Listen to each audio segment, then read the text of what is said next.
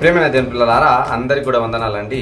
ఈరోజు గవర్నమెంట్ అనేది ఒక రూల్ అనేది మరలా దాన్ని ఎక్కువ టైట్ చేస్తుందండి. హెల్మెట్ పెట్టుకొని మీరు బైక్ నడిపించండి అని. అది ఎప్పుడో ఎన్టీ రామారావు పీరియడ్లో వచ్చింది, 40 సంవత్సరాల కిందట.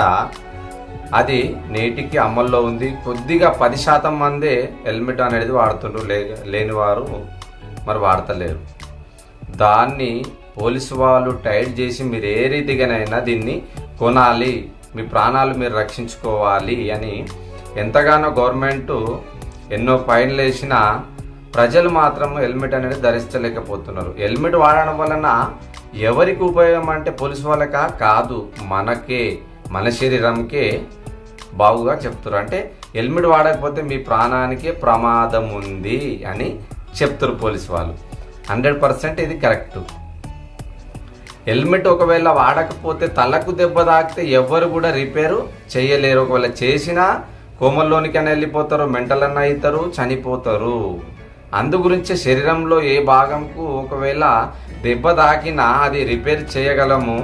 కాబట్టి బ్రెయిన్ అనేది చాలా హెల్మెట్ ధరించుకోవాలి అని చాలా చక్కగా గవర్నమెంట్ దీన్ని అమలు చేస్తుందండి. ఇప్పుడు కూడా పోలీసు వాళ్ళు టైట్ చేస్తున్నారు. దానికి ఎన్నో ఫైన్లు లేకపోతే ఫైన్లు కట్టిస్తారు, లేదా వాళ్ళే కొని ఇస్తున్నారు. ఇది ఎంతవరకు వాస్తవమో అంటే ఒక హెల్మెట్ ఉండడం వలన నీ ప్రాణాన్ని రక్షిస్తుంది. ఒకవేళ యాక్సిడెంట్ అయినా నీ ప్రాణం కాపాడుతుంది.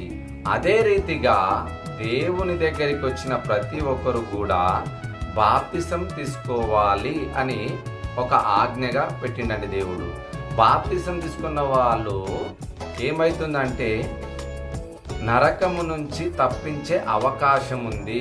బాప్తిసం పొందడం వలన రక్షించి పరలోకానికి వెళుతాం. మనం ప్రాణానికి అపాయము, నరకము ప్రాణానికి అపాయం అంటే యుగాలు కాలుతూనే ఉండాలి అగ్నిగుండంలో. ఆ అగ్నిగుండంలో నుంచి మనము వెళ్ళకూడదంటే యేసు రక్తము ప్రతి పాపములను కడుగుతుంది. అది బాప్తిసం పేరట అనేది అమల్లకు వచ్చింది.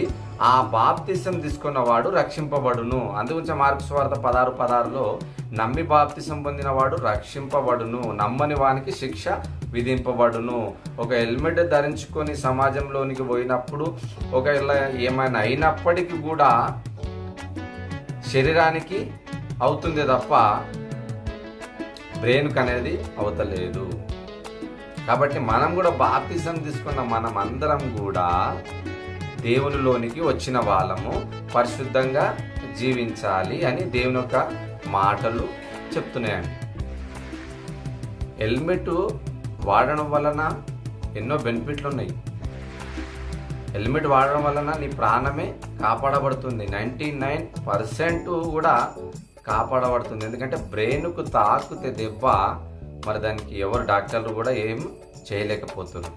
కాబట్టి మీరు హెల్మెట్ ఎలా ధరించుకుంటున్నారో, రూల్ ఎలా పాటిస్తున్నారో, దేవుడు కూడా ఒక రూల్ అనేది తీసిండు.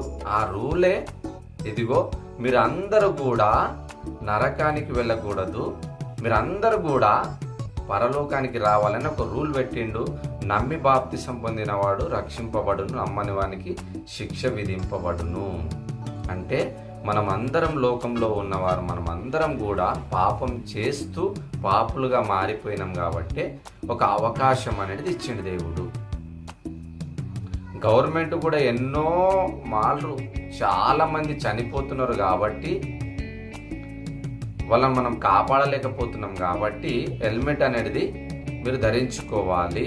హెల్మెట్ ధరించుకుంటే మీ ప్రాణం రక్షింపబడుతుంది అని ఏ రీతిగా అయితే గవర్నమెంట్ ఆలోచించి మరి సమాజంలోనికి విడుదల చేసిండ్రో, యేసుక్రీస్తు వాక్యం కూడా సమాజంలోనికి వచ్చేసింది. ఏమని? నమ్మి బాప్తిసం పొందిన వాడు రక్షింపబడును అంటున్నాడు. అంటే నీ పాపాలకు విడుదల కావాలి అంటే నువ్వు రక్షణ పొందాలి. నీ పాత బుద్ధులు పోవాలంటే నువ్వు రక్షణలోనికి రావాలి. ఆ రక్షణ నిన్ను పరలోకానికి నడిపిస్తుంది. ఇది మతం కాదు, మత మార్పిడి అంతకన్నా కాదు. ఇది రక్షణ. అంటే మారు మనసు, అంటే మనసు మార్చుకునడమే తప్ప కులం మార్చుకునడం కాదు. నీ బుద్ధులు మార్చుకునడమే తప్ప నీవు నీ కులంలో నుంచి రావడం మాత్రం కానే కాదు. కాబట్టి ఇది మనసులో ఉంచుకొని మనము ప్రతి ఒక్కరము రక్షింపబడాలి అన్నదే దేవుని చిత్తము. రక్షింపబడితే ఎవరికి లాభమయ్యా అంటే నీకే. హెల్మెట్ పెట్టుకుంటే ఎవరికి లాభమయ్యా అంటే నీకే. నువ్వు రక్షణ పొందితే నీకు పరలోకము, లేకపోతే నరకం. నువ్వు హెల్మెట్ ధరించుకుంటే నీకు ప్రాణం కాపాడబడుతుంది, లేదంటే నీకు మెంటల్ అన్నా అవ్వచ్చు, ఏదైనా జరగవచ్చు నెత్తికి దెబ్బ తాకితే. కాబట్టి ఇవన్నిటికీ మనం పాటించాలి అంటే ఇదిగో దేవుని యందు విశ్వాసం ఉంచి మనం రక్షణలోనికి ప్రతి ఒక్కరూ రావాలన్నదే దేవుని ఆజ్ఞ, దేవుని చిత్తము. అది గుర్తుంచుకొని ముందుకు నడవాలని కోరుచున్నాను. ఆమేన్.